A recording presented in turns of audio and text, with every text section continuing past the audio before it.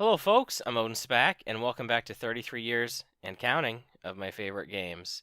This is part 16, the year 2007. And as I mentioned last time, 2007 and earlier, we're getting into the territory of nostalgia, childhood games, games I played in school. 2007 is going to be the tail end of my high school life, my graduating year. This was a pretty tough list to make. I will get into my top three after my honorable mentions, but it's gonna be a little complicated. We'll say that it's gonna be a little bit complicated. But let's go to my honorable mentions first. I have two of them for 2007. My first one is for Guitar Hero 3: Legends of Rock. This was the age of rhythm gaming, DDR. I really enjoyed playing a lot. It was very popular. And then you got Guitar Hero that just like, hey, what if that, but you used a guitar in your hands? And I know there's lots of other rhythm games, especially in Japan, lots of arcade games, but DDR and Guitar Hero are like the two like ones that really took off in North America, just in like the mainstream. Like my dad has played Guitar Hero, right? Like he hasn't played any of those like other like obscure arcade rhythm games. But Guitar Hero was a lot of fun. I got it on the Wii. I want to say this was a Christmas gift that I got it for. It sounds right. I remember getting my Wii at Christmas. And now I'm not sure if it was a 2006 Wii or a 2007. I'm more likely I in my heart I feel like it was 2007 just based on the games that came out.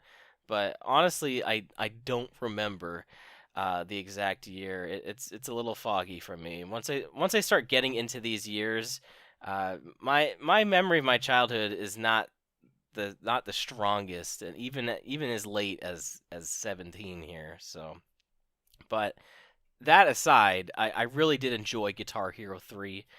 Like I said, I did enjoy DDR. It was just a rhythm game. You just use your hands instead, like you were playing guitar. I remember getting up to hard difficulty. I don't think I ever got into expert, or if I did, it wasn't very far into expert. It was very difficult.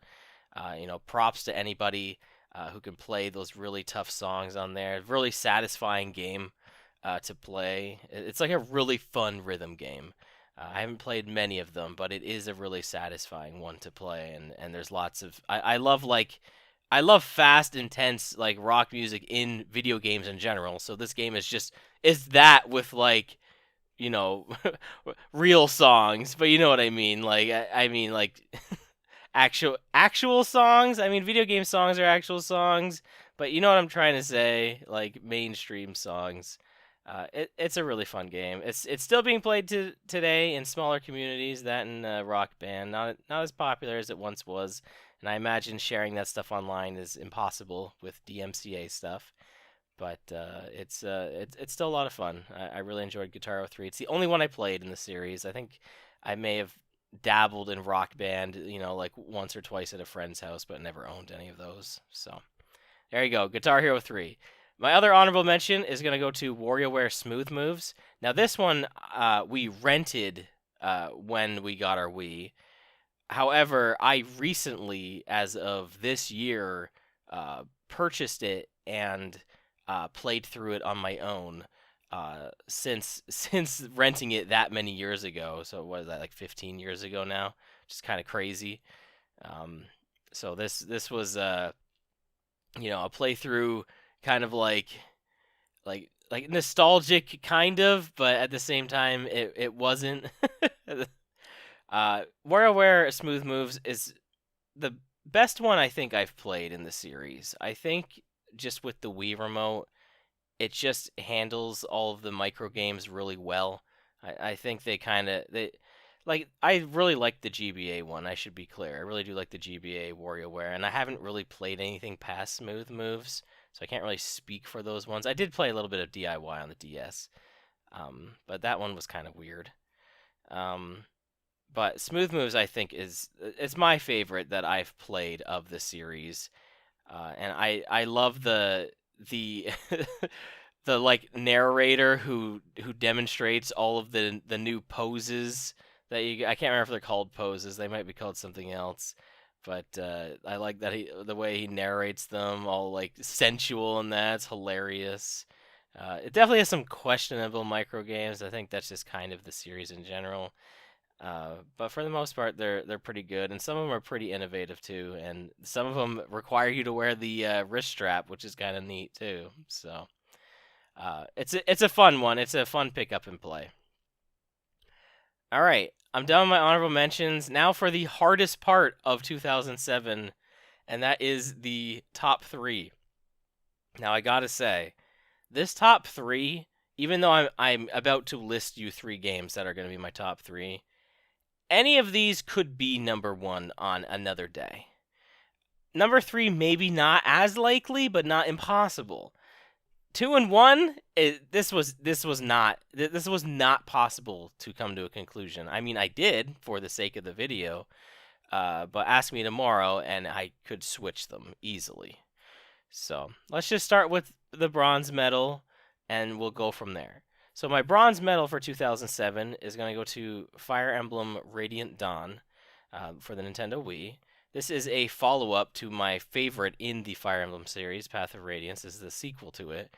I played this about 6 years ago now, I believe, for the first time. Shout out to my good pal Slim Kirby, who actually gave me his copy of the game. He wasn't sure if it was going to work because it wasn't working for him, but it worked on my Wii, so I was able to experience the whole game. And this was one of those games where I was like, I need to play the sequel. Like, it's a sequel to my favorite one. Like, I need to know where the story goes. And honestly, I didn't, I wasn't in love with the story. Did I need to play this one to get a satisfying conclusion to the first game? No, I think the first game is fine on its own.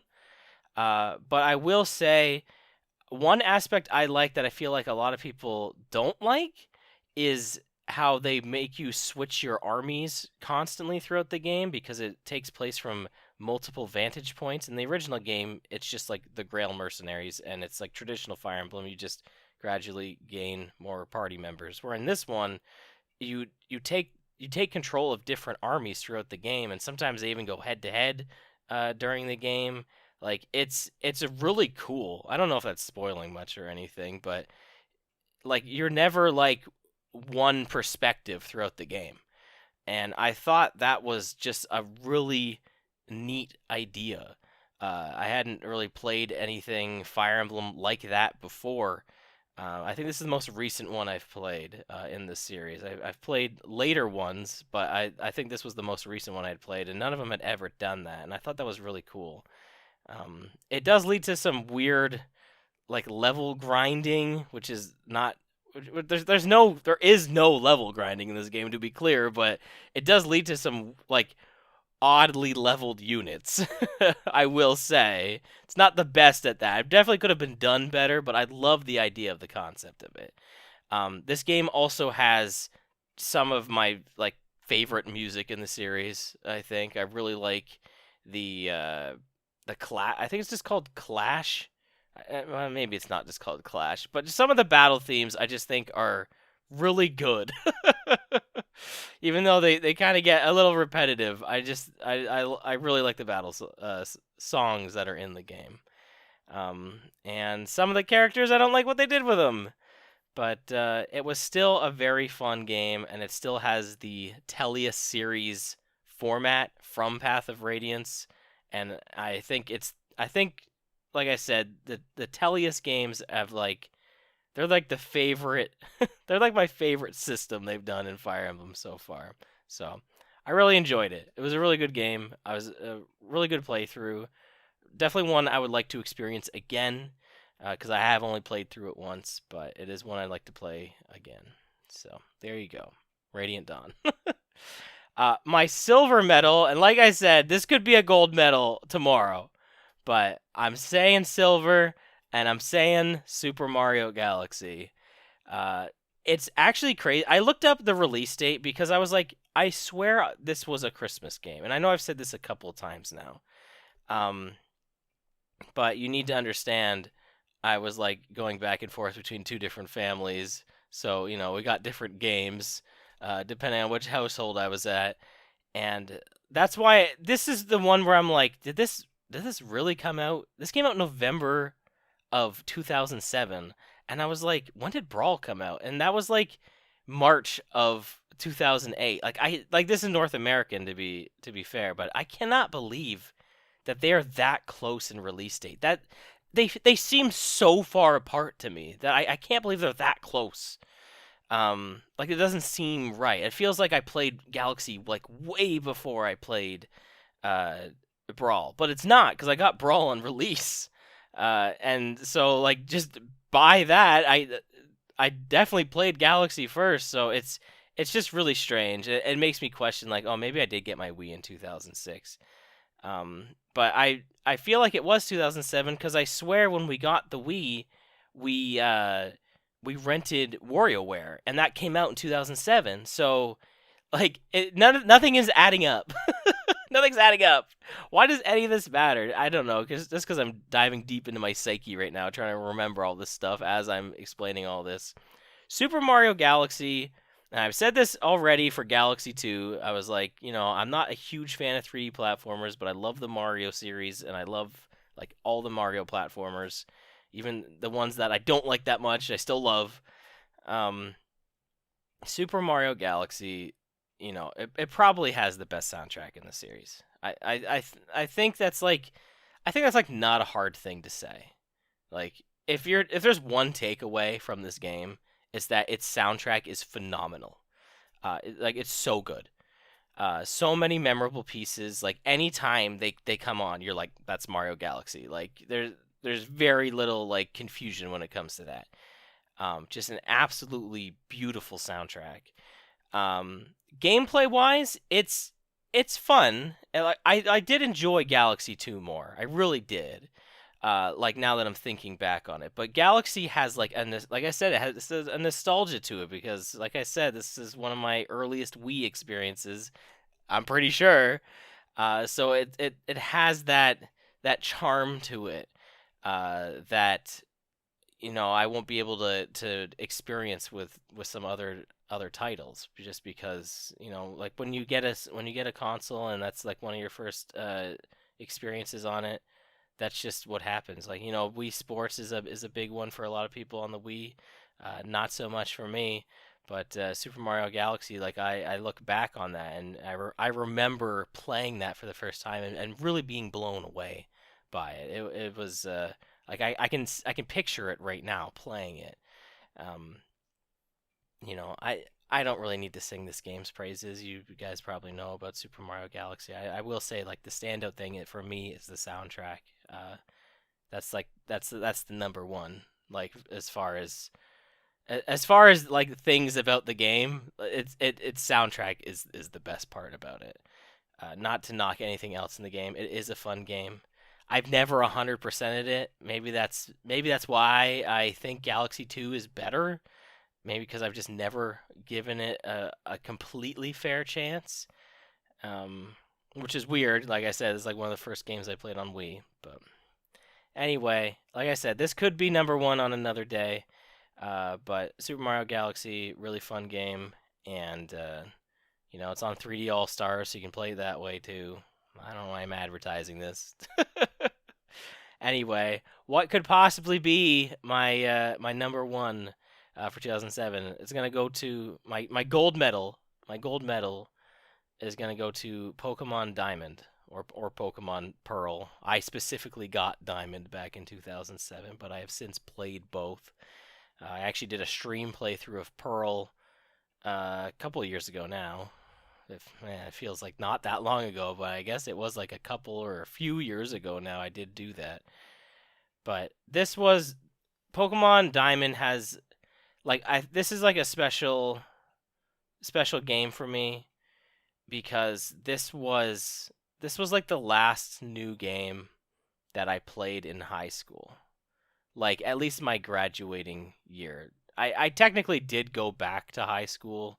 Like I had already graduated like cuz this game came out I think like March or April or something like that. It was very late in my grade 12 year and I did go back for half a semester of grade 13. um, which I don't think it was even called Great 13, but that's what people refer to it as.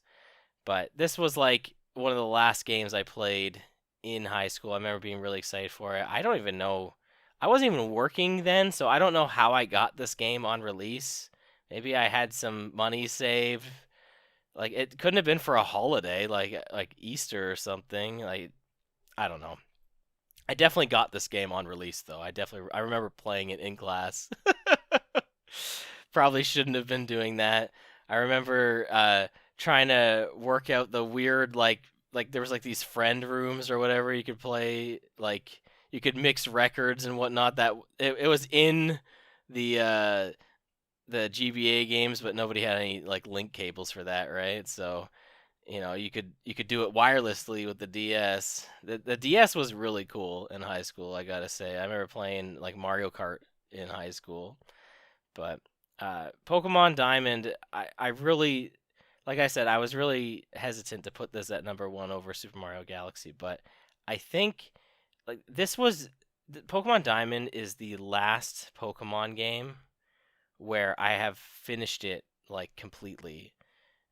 Whereas every other generation after, I haven't been able to play it start to finish. I enjoy Pokemon; they're fun RPGs, but it's weird. It's like once I finished school, that like Pokemon just kind of went away with that. Like it was like oh that's for kids or something. Like I don't feel this way. I really don't. But it's like part of my brain maybe feels this way. I've tried streaming uh, Pokemon Black and White, and I never ended up finishing it. I got very far around the time it came out, and again, I just never finished the game. And it's not because I don't like them, but I put so much time into Pokemon Ruby that like when Diamond came out, I was so excited, and I put an equally dumb amount of hours into Pokemon Diamond, like breeding Pokemon and trying to get shinies and stuff like that. I think I only ever got one shiny. It was a Skorupi, if you wanted to know. In the Great Marsh, which is like the safari zone of that game. I remember being in the car, like waiting for my dad to like use that as like some furniture store, and it showed up, and I was like, oh my god! I was like, it can run away. I was so nervous, but I caught it. I was so happy. That was like one of the most nervous catches I've ever done. Um, Again, these memories just flooding back to me right now. But Pokemon Diamond, I know people think like just play Platinum instead. It's the better one, but Platinum's like a jillion dollars to buy now. I had a lot of fun playing Diamond, even if it has weird things like the HP bar goes down at like snail's pace. It's got a great soundtrack. It's more Pokemon. I said this when I was talking about New Super Mario Bros. Wii a couple of videos back, where I was just like, it's more Mario. It's a solid Mario game. That's what Pokemon Diamond is to me. It's more Pokemon. When I needed more Pokemon, I'd been playing Ruby for so long that I needed another game, and I was so happy to play Diamond. And honestly, I think that's why it's my number one over Galaxy. So there you go. There's the list. For 2007, this one was really difficult. And honestly, like I said last time, these future videos, the format's gonna change because it's just gonna turn into me reminiscing about my childhood, which is honestly this first one a lot of fun. So I'm excited to do this more. So thank you so much for watching. I've been OdinSpack. I'll see you next time for 2006. So until then, goodbye.